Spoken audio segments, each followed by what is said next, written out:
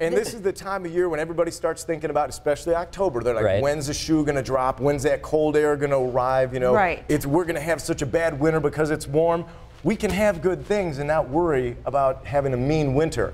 But So what do we need to know? Everybody starts looking around, Yeah. right? And they're looking at the acorns that are falling off the trees. You've got pine cones in your grandmother's backyard. Tons of them everywhere. And scarves. The nape of a cow. People are looking at the brown on the woolly bear caterpillar to try to get some clue. As you want to hold him? Yeah. I didn't think. Come on in, Rob. I didn't think she was going to do it, but there she goes.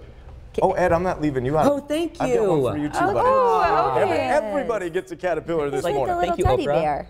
But then you look at the lake and say, hey, it's the warmest it's ever been at this time of year. But not even that is a guarantee for heavy lake effect snow. Yeah, not only that, you need some very Arctic air across western New York. Let's talk about it. We have the warmest the lake has ever been in records right now. And when you deal with lake effect, you need that cold air, not only at the surface, but in the upper atmosphere. There are different things that can limit how we get lake effect snow. One of them is going to be if you see wind shear. So this is going to be whether or not the direction of the wind stays in one way, and if it starts to move around in the warm air, that will limit your lake effect snow, and you won't be getting too much. The other thing is if you don't have enough moisture. So if you have a warm lake but you have dry warm air, you are not getting any lake effect snow either, or I should say you'll get little snow. So when we deal with lake effect and all of the information, everything is kind of going in the right way,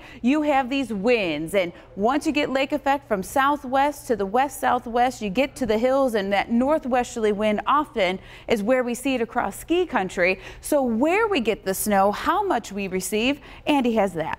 Oh, I'm telling you, we take a look at that, and the wind is such a big player in this situation. It directs where that lake effect snow is going to go. But historically, we took a handful of years recently and started looking at the average snowfall. No one escapes snow in western New York, so we already know that. But there are some spots that get a lot more than others. And boy, when you look at this spot, we'll talk about you in a minute. Niagara County, you guys like to brag. Your average snowfall in a year is about 50 inches, and that dividing line, if you're in North Tonawanda and Wheatfield, you get less. If you're a little bit, you're in the 75-inch range in Tonawanda. Royalton, Lockport, you can get hit up there by lake effect snow. That's why your average is a little higher. Same thing for Shelby and Oakfield. If you like that 100 mark, move out to Batavia. You're looking at 100 inches on average. Go a little north into Clarence and a lot less. The line for the city, it used to be Buffalo was good for about 100 a year. Now that's beginning to slide a little further south. It looks like the dividing line. South Buffalo has been hit, but Buffalo has escaped those heavy snows.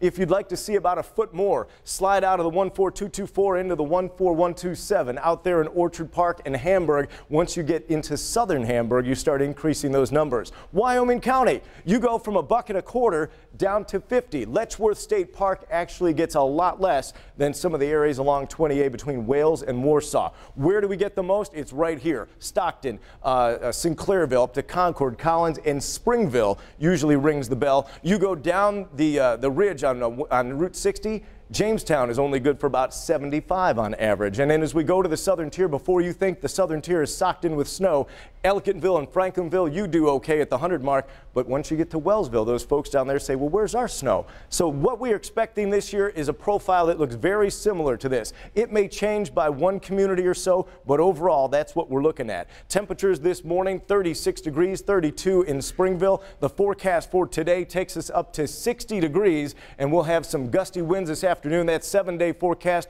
does warm us up. I promised you some warmth, and here it comes. You'll see the next few days. We start in the 60s and keep on going. As a matter of fact, by the time we get to the weekend, you won't be thinking about winter. You'll be thinking about breaking out the shorts and t-shirts. But the first hint of flakes, guys, next Wednesday and Thursday. You heard it here first. This is when we're looking at some of the hills of the southern tier getting cold enough for that. What do you have in your hand? Did he leave something behind on you? Yeah. Katie, I think he was a little nervous. My caterpillar pooped on me.